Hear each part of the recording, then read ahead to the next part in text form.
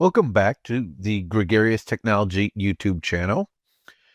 This is the Microsoft Purview Data Map Masterclass with Microsoft Fabric as a data source. This is Module 4. We're looking at the prerequisites of Purview and Fabric integration. So before continuing or configuring, just a note, we are using Microsoft Fabric and Purview in the same tenant. This is not a video on sourcing Fabric in a different tenant, cross-tenant scenario. We will not cover that. Not in this video anyways. And we will also be using a Purview account, a special type of account in Azure. That's a managed principal for Microsoft Purview as the account. And this is going to require that we have an Azure subscription and a resource group to host that Purview account and some other stuff that we might need along the way for Microsoft Purview, depending on the needs of our organization and the solutions and features that we're going to use in Purview. So I'm at portal.azure.com and I'm going to go to the search bar up top here. And what I'm going to do is I'm going to type in a search for subscriptions. And we want a dedicated subscription. If we don't have one already, you don't want to pile this on top of another subscription, such as your VDI. This really should be a dedicated subscription for Purview as best practice. And also to keep track of the costs associated with Purview on some of the solutions that may be pay as you go or subscription based. So we're going to go to subscriptions and click on that, which is right here. And I already have this set up. You can see that I have a pay as you go subscription right here to active. And I actually already have the Purview account created, but we'll walk through it pretending that I don't. If you didn't have a subscription, you click on add up here. It's going to be pretty straightforward. We'll give it a subscription name, choose a billing account, billing profile, invoice section, choose the plan, click next, the subscription directory, the management group, pay as you go, subscription owner, next, give it a name for your budget and your budget amount and alert conditions. You can skip tags. Next, we are going home again, and now we've got to create that Purview account. I've already got one, so I can walk you a certain way through this to show you what it looks like. We're going to go to the search bar again, and we are going to search for Purview. You can only have one per tenant, so you'd have to delete that and lose all your configuration and resources if you wanted to rename it. You can't really rename it. But what you'll see from the list is Microsoft Purview accounts. That's the special type of managed principal account specifically for Microsoft Purview, and that's what we're doing. And you see I've got one. If I go to create a new one, it's probably going to tell me, I would expect anyways, it used to be this way, that I already have one and you can only have one per tenant, but let's see what happens. Yes, so it tells me right here, you already have a tenant level Microsoft Purview account to achieve enterprise data governance. If you want to create an additional one, please reach out to Microsoft. So I guess if you reach out to Microsoft, they'll give you one, but by default, you can't create one on your own. But these are the options you would see. You choose your subscription that you already created, your resource group that you created, give it an account name,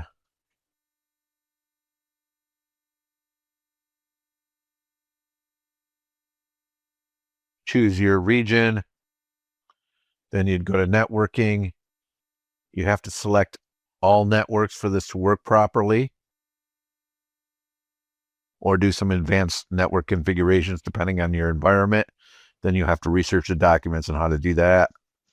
But if you don't allow it from the outside, it's probably just not going to work. Configuration. I'm not going to add a Kafka.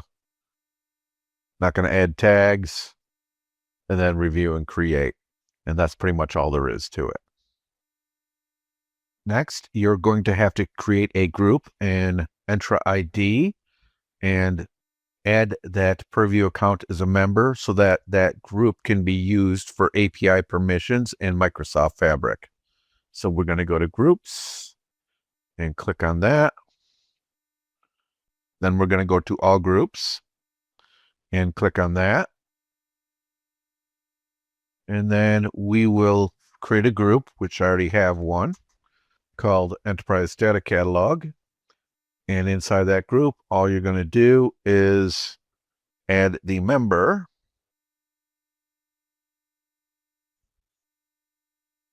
And only that member of the Microsoft Purview account that you created, the service principal,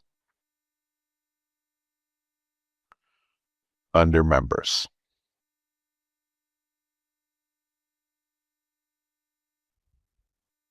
Then we've got to go to Microsoft Fabric and click on the cog, the gear for the settings icon. And from there, what we're going to choose is the admin portal down at the bottom. Click on that. And what I like to do, so I don't have to find these settings, is I will go to the little search bar where it says filter by keyword, and I will type in API and I will hit enter. So I will just see all the settings that are relevant for API. And so what I'm going to do is I'm going to scroll down to where I see integration settings. I know that's one of them. So the first one is semantic model execute queries REST API. That's enabled for the entire organization. Right here. You can collapse that. Then we scroll down to where it says service principals can call Fabric public APIs. And we need to enable that. And we need to do it for the entire organization. Click on apply. Collapse that. Then we will scroll down to where it says admin API settings. And we will first expand where it says service principals can access read-only admin APIs. Expand that. Scroll a little bit, and we need to enable that. So we'll click on that. And notice that it's going to require a security group. And that's exactly why we created that security group and put the Purview managed principal inside of that security group. So whatever that security group is, you're going to type it in there, and then you are going to click on apply again. Collapse that. Then we need to click on where it says enhance admin APIs responses with detailed metadata. And we need to enable that and set to the entire organization, then click on apply again.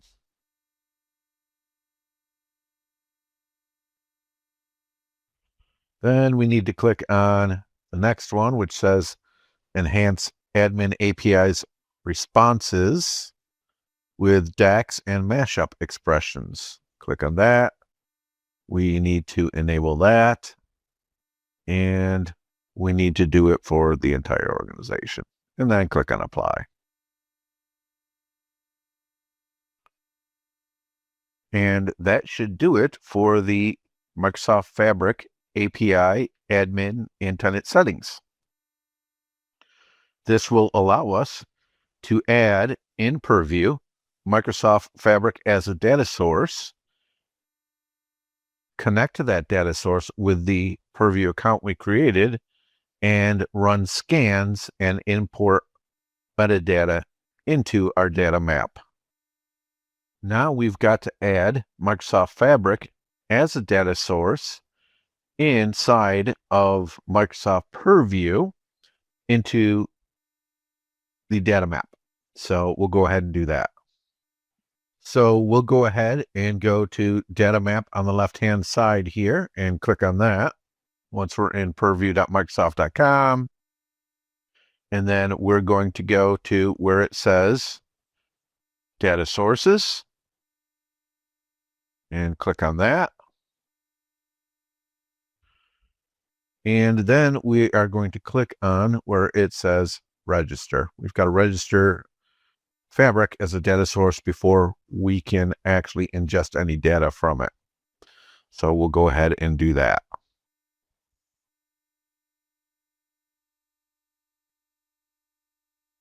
So if we start to type in Fabric underneath the search right here for the data source, we will find Fabric, which includes Power BI, and we will simply click on that.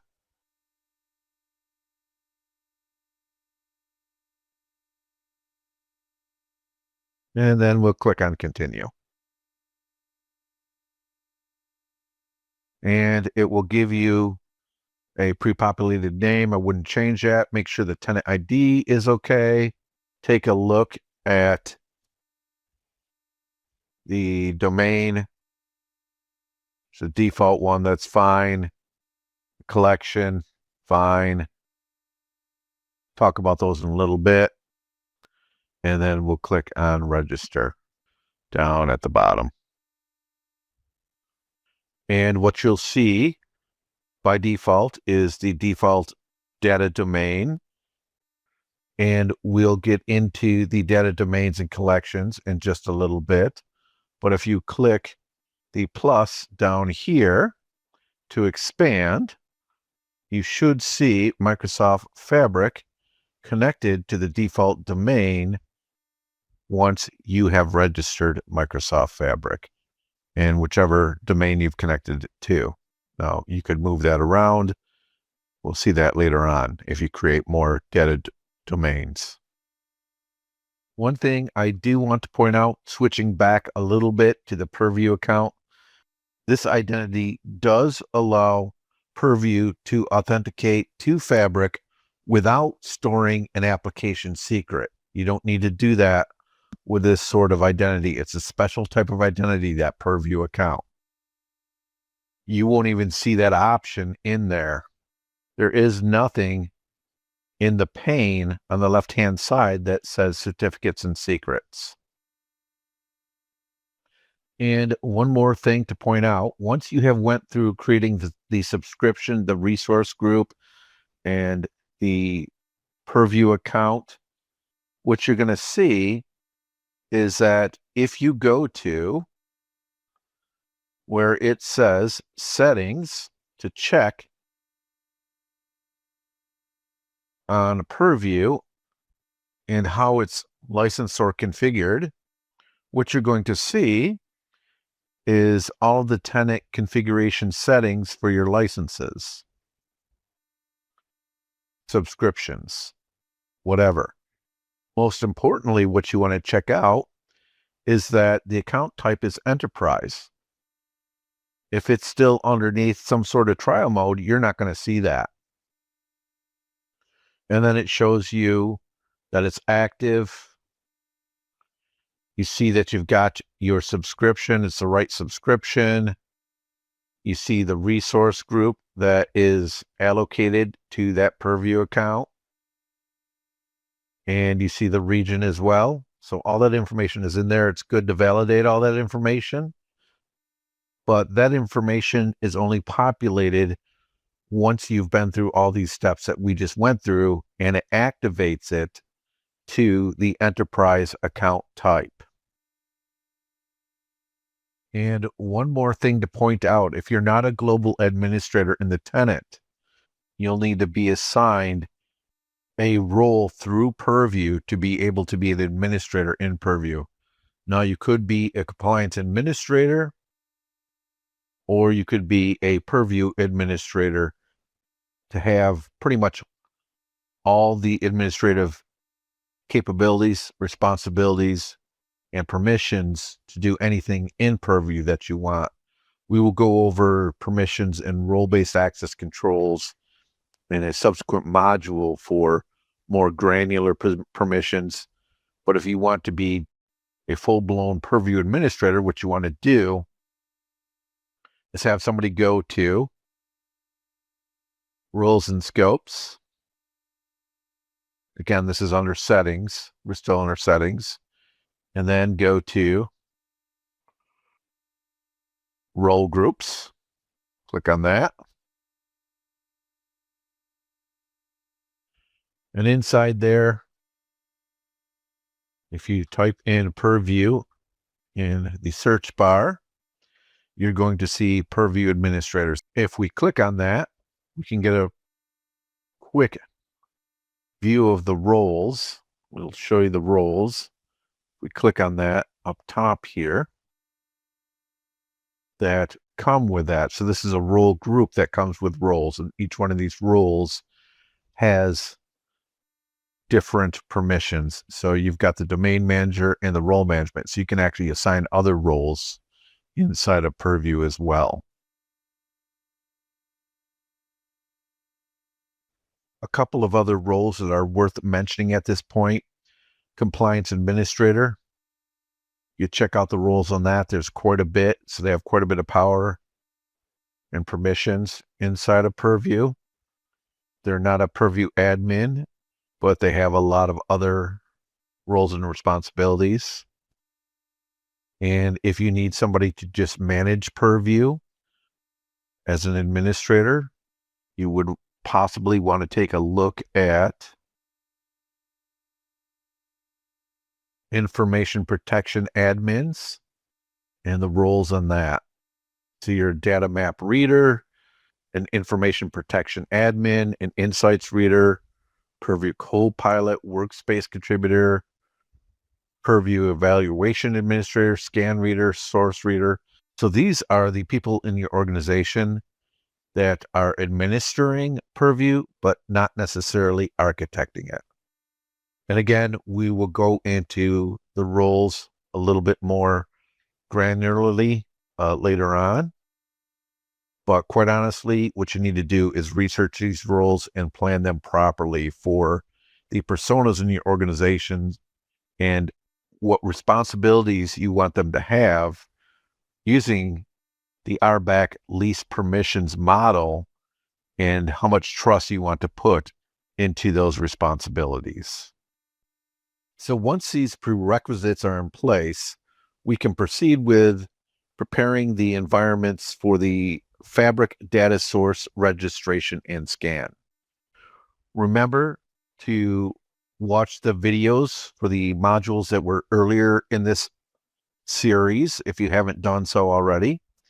And when ready, just jump into the next module in the series.